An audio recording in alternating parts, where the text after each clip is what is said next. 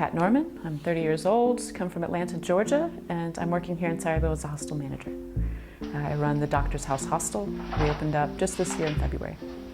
My father was a doctor. My mother ran a guest house when we were growing up in Nigeria. That would have been his house, the doctor's house. So my father, when we were growing up, he said, I don't care what you do with your life. Of course, I'd love you to be a doctor, but if you can't, just make sure whatever you do helps people. So I've always had that in my mind. The house is dedicated to the idea that no matter what you do, you should be helping people.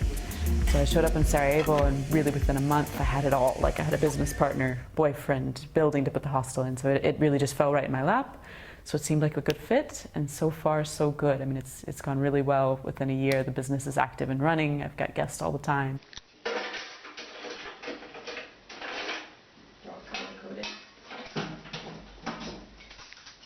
I think most people, when they've heard about Sarajevo, they of course heard about the war. I mean, that's to be honest, even in my experience, one of the few things that filters out into Western society about the city. To come here, I've realized that the city is just not about the war at all. The history is so much richer than that.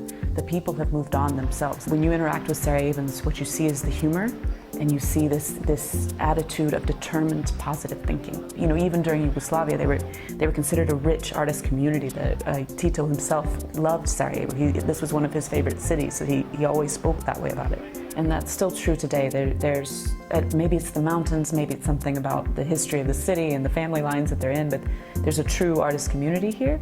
I mean, for a city that's 500,000 people, I think my cultural life is richer than when I was living in Berlin. So the whole gamut, from music to art to poetry, reading, writing, literature, it's all here and it's all thriving. This is the Sarajevo Photo Video Club Falter.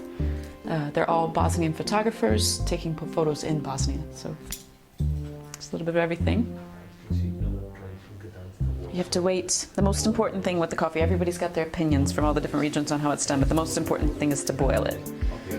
You gotta wait for the grounds to rise up, and then you get the cream. And then we'll divvy the cream up into the different cups so that everybody gets a sample. For as many glasses as you're getting, everybody should get some of the cream. There you go. See, this is Bosnian life right here. One guy working, 2 guys sitting with coffee. You have to have your coffee. This is an average work day.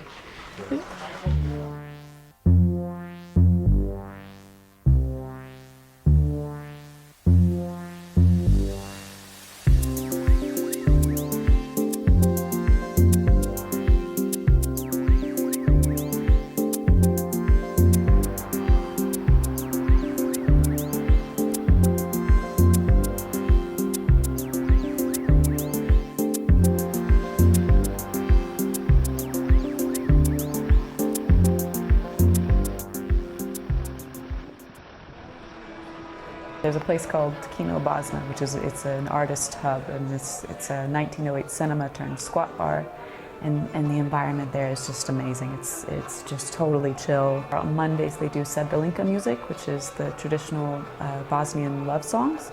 The locals that go there are overwhelmingly friendly. I mean, they embrace people totally. They don't judge anybody. They don't come through these filters of do and don't. So they get excited to meet new people. So you go, and then the next thing you know, you've got 5 new Bosnian friends around you singing Srebrenica together, and it's an experience that should be had.